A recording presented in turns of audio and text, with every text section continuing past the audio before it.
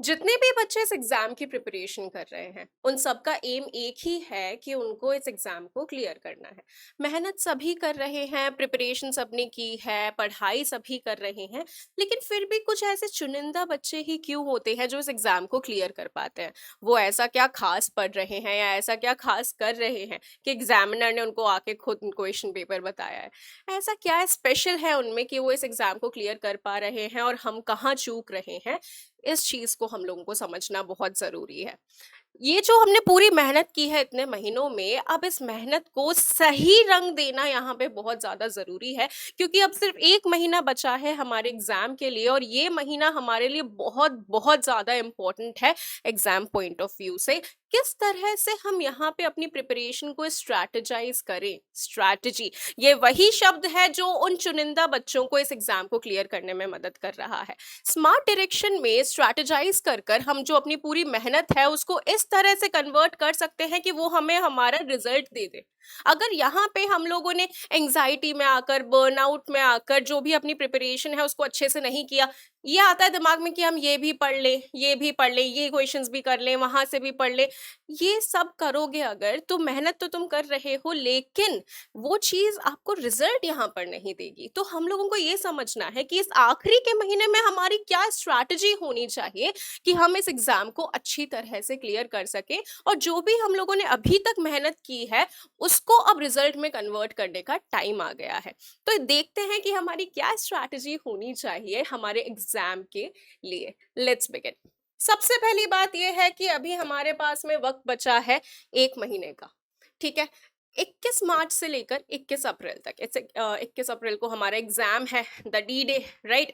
तो अब यहाँ पे एक चीज देखो कि हम लोगों ने हमारा जो स्ट्रैटेजी है उसको बेसिकली यहाँ पे 2 हिस्सों में बांटा है। सबसे पहला, जो स्टार्टिंग के हमारे 3 हफ्ते रहने वाले हैं, यहाँ से हम शुरुआत कर रहे हैं। ठीक है, स्टार्टिंग के हमारे 3 हफ्ते यहाँ तक, 13 तारीख तक।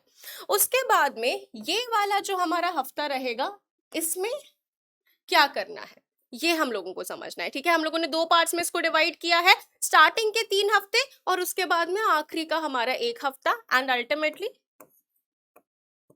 इस दिन पे हम लोगों को फोकस करना है, राइट। तो चलिए, सबसे पहले जो स्टार्टिंग के 3 हफ्ते की हमारी स्ट्रैटेजी होने वाली है, the strategy for the first 3 weeks, इसके बारे में हम लोग समझते हैं। बेटा यहाँ पे दो चीजें आती हैं, mock test and revision. Ma'am revision किस चीज का करना है? स्टार्टिंग से लेकर एंड तक हर एक सब्जेक्ट की हर एक चीज रिवाइज करने बैठे क्या? अभी टाइम कैसे मैनेज होगा? फिर मॉक टेस्ट के लिए कैसे टाइम निकालेंगे? बेटा क्या रिवाइज करना है क्या नहीं, ये आपको बताने वाले हैं मॉक टेस्ट। अब मॉक टेस्ट को अप्रोच करने का, मॉक टेस्ट को सॉल्व करने का एक तरीका है जो आपको यहाँ पे ध्यान रखना है। ठीक है, देखो सबसे पहली बात तो ये है कि जब भी आप किसी मॉक टेस्ट को दे रहे हैं तब आप एग्जाम जैसा एनवायरनमेंट अपने आसपास में बनाइए। यानी कि वो एक निर्धारित टाइम रखिए कि हाँ, इस टाइम में मुझे मॉक टेस्ट को सॉल्व करना है, स्टार्टिंग से लेकर एंड तक एक ही जगह बैठकर एग्जाम जैसा एनवायरनमेंट बनाना है, जिससे कि हम एग्जाम के वो स्ट्रेस से वाकिफ हो पाए, उस टाइमिंग से वाकिफ हो पाए और इसी के साथ में हमारी जो स्पीड और एक्यूरेसी है उसके ऊपर भी हम ध्यान दे पाए, क्योंकि ये सबसे ज्यादा इंपॉर्टेंट चीज हो जाती है। इतने अच्छे से अच्छे बच्चे इतनी अच्छी ज्यादा मेहनत करके गए हैं, इतने अच्छी तरह से पढ़कर गए हैं, फिर भी एग्जाम में घबराने की वजह से आते हुए क्वेश्चंस गलत कर कर आते हैं। और फिर वो सिली मिस्टेक नहीं होती है, वो ब्लंडर हो जाता है, क्योंकि एक एक क्वेश्चन आपकी रैंक के साथ में किस तरह से खेलता है आप इस चीज को बहुत अच्छी तरह से जानते हैं। तो एग्जाम जैसा एनवायरनमेंट बनाए, अपने दिमाग को ऐसा ट्रेन करें कि उस टाइम पे आपका सिंपैथेटिक सिस्टम नहीं बल्कि पैरासिम्पैथेटिक सिस्टम एक्टिवेट हो, राइट। ये चीज आपको ध्यान रखनी है। दूसरी चीज ये होनी चाहिए कि वही बात है, आपको बीच बीच में उठना नहीं है, आपको पूरे दौरान, पूरे मॉक टेस्ट के दौरान एक ही जगह पे बैठकर उसको सॉल्व करना है, डिसिप्लिन के साथ में, सिंसियरिटी के साथ में, फुल डेडिकेशन के साथ में। ठीक है, तीसरी और सबसे इंपॉर्टेंट चीज हमारे पास में यह आ जाती है कि मॉक टेस्ट करना बिल्कुल वेस्ट हो जाएगा, किसी फायदे का नहीं होगा अगर आपने उसके बाद में उस चीज का एनालिसिस नहीं किया। मॉक टेस्ट का एनालिसिस सबसे ज्यादा जरूरी है और यही बताएगा हमें क्या रिवाइज करना है क्या नहीं। कैसे? देखो इस चीज को समझो।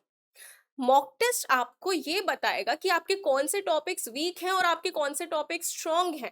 स्ट्रॉन्ग अगर कोई आपका टॉपिक है तो आपको सिर्फ उसके क्वेश्चन अभी सॉल्व करने हैं, लेकिन अगर कोई टॉपिक आपका ऐसा है जो वीक रह गया है तो आपको उसको पढ़ना है, फिर उसका क्वेश्चन सॉल्व करना है, पढ़ना है, क्वेश्चन सॉल्व करना है, तो वो भी आपका स्ट्रांग हो जाएगा। दो चीजें यहाँ पे, स्ट्रॉन्ग टॉपिक और वीक टॉपिक। तो यहां से उठकर आता है बेटा रिविजन का बात, कि आपको रिवाइज क्या करना है।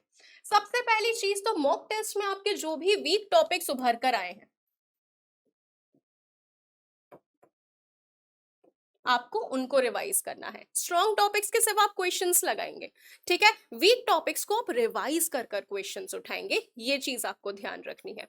दूसरी चीज जो आपको रिवाइज करनी है वो है सारे सब्जेक्ट्स के इंपॉर्टेंट टॉपिक्स, जो मैं आपको अभी बताने वाली हूँ। बेटा जब आपने प्रीवियस ईयर के क्वेश्चंस लगाए होंगे तब आपको ये चीज पता होगी कि कुछ कुछ चैप्टर्स ऐसे होते हैं जिनका वेटेज बहुत ज्यादा होता है, जिनसे क्वेश्चंस आने की प्रोबेबिलिटी बहुत ज्यादा होती है। एग्जामिनर के कुछ फेवरेट टॉपिक्स होते हैं, तो उन टॉपिक्स को छोड़कर जाना तो बेवकूफी है, उन टॉपिक्स को कर कर जाना जरूरी है। और ऐसे कौन से टॉपिक्स हैं किनको करें तो हमारा यहाँ पे थोड़ा प्रोबेबिलिटी जो है स्कोर करने का, बेटर स्कोर करने का, वो अच्छा हो जाता है, ठीक है। तो अब इस चीज को हम लोग यहाँ पे देखते हैं। सबसे पहली बात आती है इंग्लिश।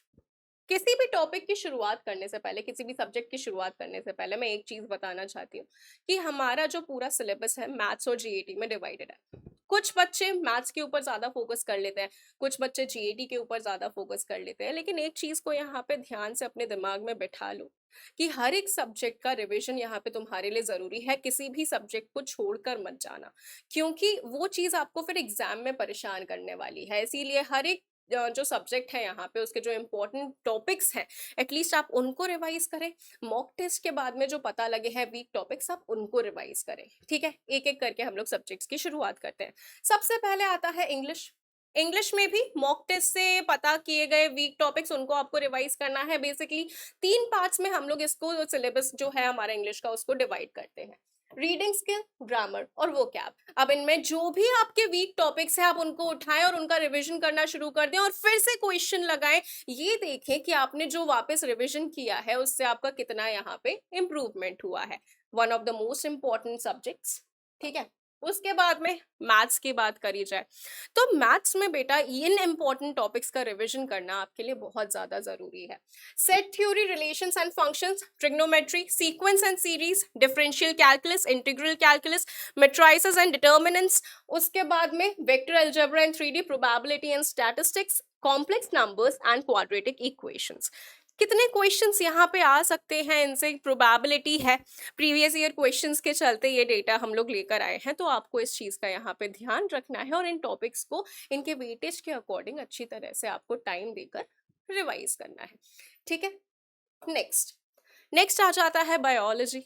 बेटा बायोलॉजी की हम लोग बात करते हैं तो यहाँ पे सबसे ज्यादा क्वेश्चंस आने की प्रोबेबिलिटी होती है 2 चैप्टर्स से, cell, human health and diseases और लाइफ प्रोसेसेस को मैं यहाँ पे कंबाइन कर रही हूँ, क्योंकि जब लाइफ प्रोसेसेस समझते हो तभी समझ में आता है कि भैया हेल्थ एंड डिजीजेस में क्या हमारे बॉडी में पर्टिकुलर चीजें हैं जिनमें डिफेक्ट की वजह से, अबनॉर्मेलिटी की वजह से डिजीज हो रही है। तो लाइफ प्रोसेसेस समझोगे तभी ह्यूमन हेल्थ एंड डिजीज समझोगे।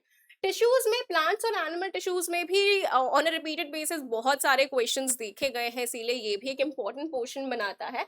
और आखिरी में आता है आपका जेनेटिक्स। सेल चैप्टर सबसे स्टार्टिंग वाला चैप्टर तो है, लेकिन सबसे ज्यादा वेटेज वाला चैप्टर भी यहाँ पे है। अब जो क्लास में हम लोगों ने माइंड मैप्स बनाए हैं उनको अगर आप रिवाइज कर लोगे तो आपका जो कॉन्फिडेंस है वो भी बूस्ट होगा और साथ ही साथ में आपका जो रिविजन है वो भी पूरा कंप्लीट हो जाएगा। आई होप कि वो 15-20 पेज आपको यहाँ पे बहुत हेल्प करने वाले हैं रिविजन के टाइम पे। नेक्स्ट आता है फिजिक्स। फिजिक्स में जितने ज्यादा से ज्यादा क्वेश्चंस करोगे उतना आपके लिए बेहतर होगा। अब अगर आपका एक बार कंसेप्ट क्लियर है जो अभी आपका हो गया होगा, तो उसके बाद में क्वेश्चंस जब आप लगाते हैं तब आपको पता चलता है कि हाँ इस टॉपिक के क्वेश्चन से, इस पर्टिकुलर पोर्शन से हम लोगों को दिक्कत हो रही है। आप उसको रिवाइज करें, क्लास में जो क्वेश्चंस कराए गए हैं आप उनको दोबारा करें, उनके जो न्यूमेरिकल्स हैं उनको दोबारा करके, उनके फॉर्मूलाज को रिवाइज करके और क्वेश्चंस को प्रैक्टिस करें, जिससे कि वो जो वीक टॉपिक है आप उसको भी स्ट्रॉन्ग में कन्वर्ट करें। वो जो 2 हिस्से थे ना, एक वीक एक स्ट्रॉन्ग, हम लोगों को स्ट्रॉन्ग वाले का पलड़ा भारी करना है, यानी वीक वालों को स्ट्रॉन्ग में डालते जाना है। कैसे होगा ये? उसको रिकॉग्नाइज करके, उसको आइडेंटिफाई करके कि वीक टॉपिक है कौन सा और उसके ऊपर मेहनत करके। सिंपल सी बात। तो फिजिक्स में कौन से इंपॉर्टेंट टॉपिक्स हैं? Kinematics very important. Newton's laws of motion में कौन सा लॉ ऑफ मोशन क्यों आया है, what is the basic reason, जब ये समझ में आ जाएगा तब क्वेश्चंस भी आसानी से हो जाएंगे। Work, power, energy, gravitation, sound and waves, current, electricity, optics very important. Optics बहुत इंपॉर्टेंट चैप्टर है, ठीक है। उसके बाद में केमिस्ट्री की बात करते हैं।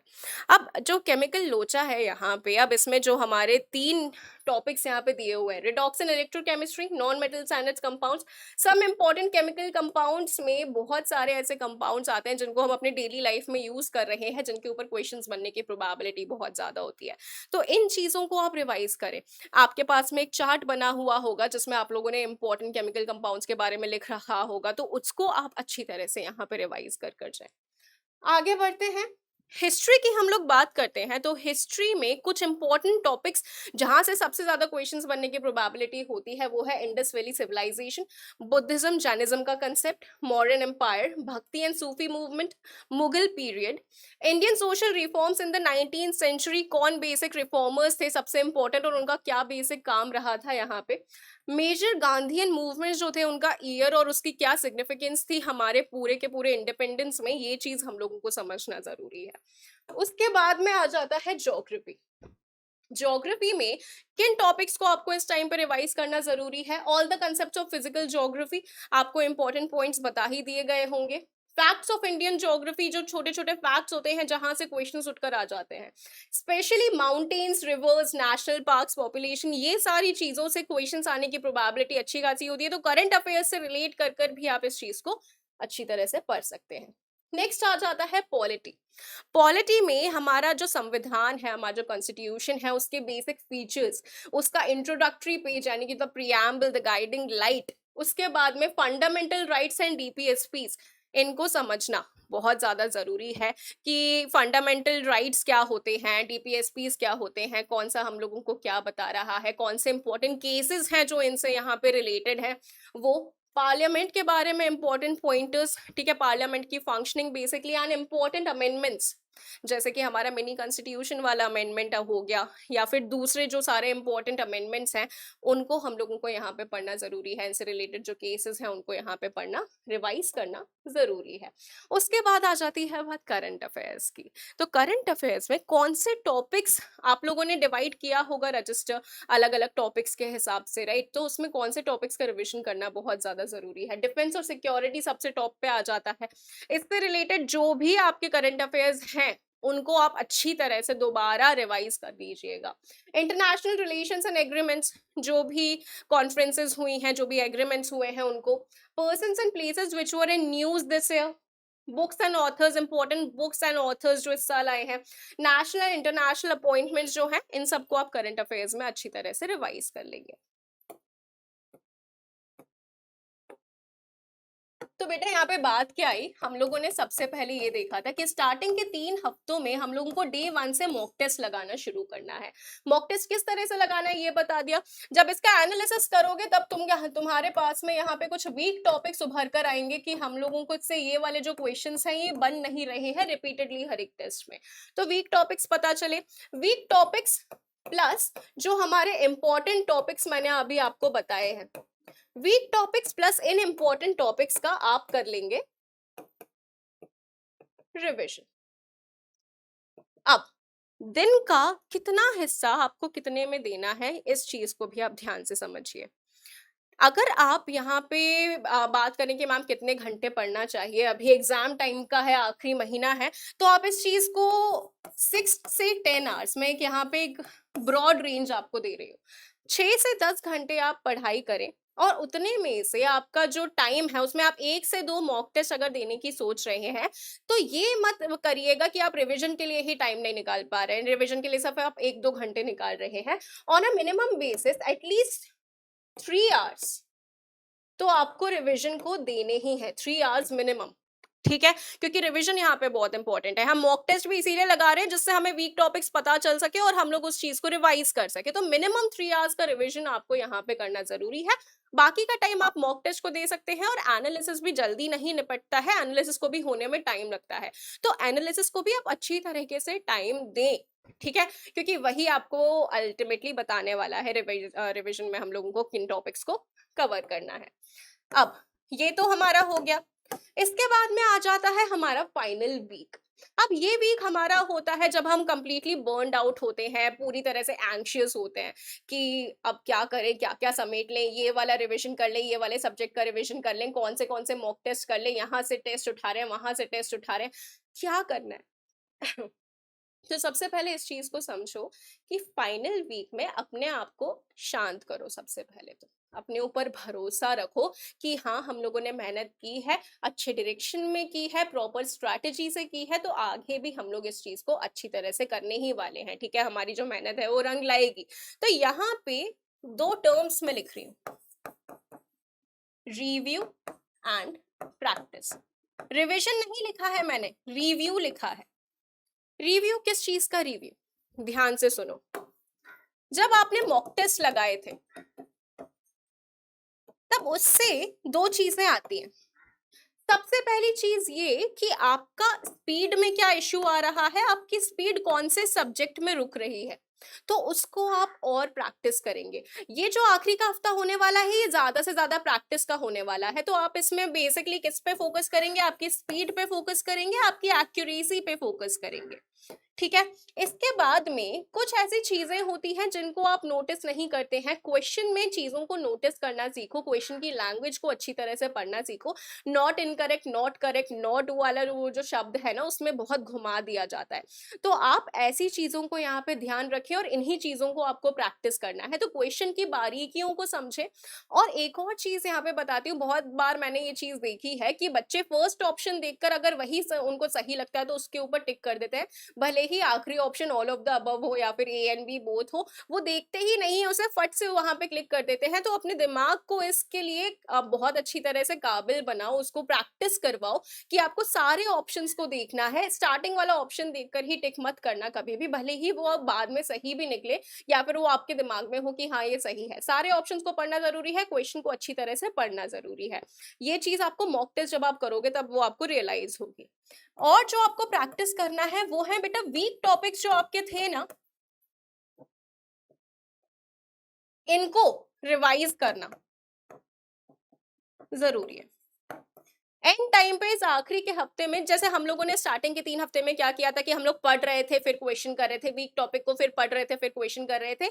यहाँ पे हम लोगों के पास पढ़ने का टाइम नहीं होगा, यहाँ पे सिर्फ एक हम ग्लिम्स देख सकते हैं। मॉक टेस्ट में उठे हुए कुछ ऐसे इंपॉर्टेंट क्वेश्चंस को आप मार्क कर लीजिएगा स्टार्टिंग के 3 हफ्ते में, जो क्वेश्चंस आपको बहुत ज्यादा दिक्कत दे रहे थे और वहां से कोई एक ऐसा कंसेप्ट उठकर आ रहा था जिसमें हमेशा आपको दिक्कत रहती है। उन्हीं इंपॉर्टेंट क्वेश्चंस को आपको रिवाइज करना है, ना कि पूरे के पूरे सब्जेक्ट को, ना कि पूरे के पूरे टॉपिक को। तो उन इंपॉर्टेंट क्वेश्चंस को देखने वाले हैं आप, यानी कि आप मॉक टेस्ट लगाएंगे ज्यादा से ज्यादा। प्रैक्टिस के लिए होने वाला है ये आखिरी हफ्ता, तो यहाँ पे आप ज्यादा से ज्यादा मॉक टेस्ट लगाएंगे। और मॉक टेस्ट में आप उसके बाद में आप लोग क्या रिवाइज करने वाले हैं, जो क्वेश्चंस आप लोगों ने टिक किए थे जहां से आपके बहुत ज्यादा कंसेप्ट में दिक्कत आ रही है, तो आप उस चीज को रिवाइज करेंगे। और साथ ही साथ में अगर आपने माइंड मैप्स बना रखे हैं, छोटे छोटे नोट्स बना रखे हैं, ऐसी चीजें हैं जिसमें आप कंफ्यूज हो जाते हैं। फॉर एग्जांपल अगर ह्यूमन हेल्थ एंड डिजीजेस वाला टॉपिक है, उसमें बैक्टीरियल कौन सी डिजीजेस हैं और उसके बाद में फंगल कौन सी हैं, वायरल कौन सी हैं, इस चीज में बच्चे ज्यादा कंफ्यूज हो जाते हैं। या फिर मैं एपिथेलियम की बात करूं तो स्ट्रैटिफाइड कॉलमनर कौन सा है, क्यूबॉइडल कौन सा है, ये चीजें दोबारा रिवाइज करने से ही हमारे दिमाग में आएंगी, ठीक है। तो ये छोटी छोटी चीजें जो रटने वाली चीजें हैं बेसिकली, उनको रिवाइज करना यहाँ पे जरूरी है। तो इन दोनों चीजों को आप याद रखें, ठीक है, कि आपको आखिरी के हफ्ते में क्या करना है। अब बात आती है फाइनल वीक की, भी हम लोगों ने फाइनल स्ट्रैटेजी की बात कर ली है। तो एक टेक्निक है जिसको बोला जाता है द पोमोडोरो टेक्निक। अब ये हमारे लिए क्यों जरूरी है इस टाइम पे? क्योंकि ये आपको मदद करेगी आपके डिसिप्लिन को कायम रखने में। अब इसको समझो कि यहाँ पे क्या करना है। जब हम पढ़ने बैठे 25-25 मिनट का हम लोगों को यहाँ पे स्लॉट रखना है पढ़ने का। 25 मिनट का ही स्लॉट क्यों? तो इस चीज़ को यहाँ पे समझो कि उस 25 मिनट में हमारा कोई डिस्ट्रैक्शन नहीं होना चाहिए। ना पानी ब्रेक, ना वॉशरूम ब्रेक, कुछ भी नहीं होना चाहिए यहाँ पे, ठीक है? यहाँ पे हम लोगों को सिर्फ और सिर्फ पूरे डेडिकेशन, पूरे फोकस के साथ में पढ़ना है इन 25 मिनट में, ठीक है? 25 मिनट के बाद में आप लेंगे 5 मिनट का ब्रेक, और ऐसा नहीं कि इन 5 मिनट के ब्रेक में हम स्क्रॉल कर रहे हैं, फिर बढ़िया टहल कर आओ, थोड़ा सा घर वर में घूम लो, मम्मी पापा से हालचाल देख लो, उसके बाद में वापस 25 मिनट पढ़ने बैठो, फिर 5 मिनट का ब्रेक लो, फिर 25 मिनट पढ़ने बैठो। अब इससे क्या होगा कि इससे आपका जो एक सिटिंग टाइम है उसमें डिस्ट्रैक्शंस आपके कम हो जाएंगे, डिस्ट्रैक्शंस कम होंगे, डिसिप्लिन्ड हो जाएगा टाइम, डेडिकेटेडली आप यहाँ पे पढ़ पाओगे, ठीक है? अब दिन भर में आप जितना भी पढ़ रहे हो, आपका आपके पास में उस चीज का रिकॉर्ड रहेगा। ध्यान रखना, अगर फॉर एग्जाम्पल आज के दिन मैंने 7 घंटे पढ़ा है, अगर अगले दिन मैं 7 घंटा 2 मिनट भी पढ़ रही हूँ, तो वो मेरे लिए बहुत अच्छी बात होगी, क्योंकि मैं 2 मिनट एक्स्ट्रा पढ़ रही हूँ, उसको कम मत होने देना। हर एक दिन उसको थोड़ा थोड़ा, भले से 1-2 मिनट से ही आगे बढ़ाते जाना। इससे क्या होगा बेटा, इससे कंसिस्टेंसी आपकी एक मेंटेन रहेगी। ऐसा नहीं कि एक दिन 10 घंटे पढ़ रहे हैं, अगले दिन 2 घंटे पढ़ रहे हैं, कंसिस्टेंसी नहीं रहेगी। इस टाइम पे अपने दिमाग को डिसिप्लिन रखना जरूरी है, तो आप इस चीज को ध्यान देंगे। इसके कितने आपको बेसिकली फ्रेजेस करने हैं कंप्लीट, तो बेटा इसमें आप 5 फेजेस कंप्लीट कर लीजिए, ठीक है? 3 से शुरू कीजिए, फिर 5 फेजेस कंप्लीट कीजिए, उसके बाद में 5 फेजेस के बाद में आप यहाँ पे 15 मिनट का ब्रेक ले लीजिए, दोबारा पढ़ने बैठ जाइए, ठीक है? अब इस वक्त को आपको डिसाइड करना है कि आपको ये सोने में बिताना है या फिर इस वक्त को सोना बनाना है, तो ये आपके ऊपर डिपेंड करता है। ये मेरी बेसिकली मैंने आप लोगों को जो स्ट्रैटेजी बताई है, ये आपको मदद किस चीज में करने वाली है, ऐसा नहीं है कि यहाँ पे आप अभी पढ़ने बैठे हैं। आपकी पूरी मेहनत जो इतने महीनों की है, उस मेहनत को रिजल्ट में कन्वर्ट करने के लिए बेसिकली ये स्ट्रैटेजी है, तो आपको इसी चीज का यहाँ पे ध्यान रखना है। आपने जितनी भी मेहनत की है वो वेस्ट नहीं जानी चाहिए। प्रॉपरली स्मार्ट स्टडी करिए, तभी आप उनको चुनिंदा लोगों में आ पाएंगे जो इस एग्जाम को अच्छी तरह से क्रैक कर पाएंगे।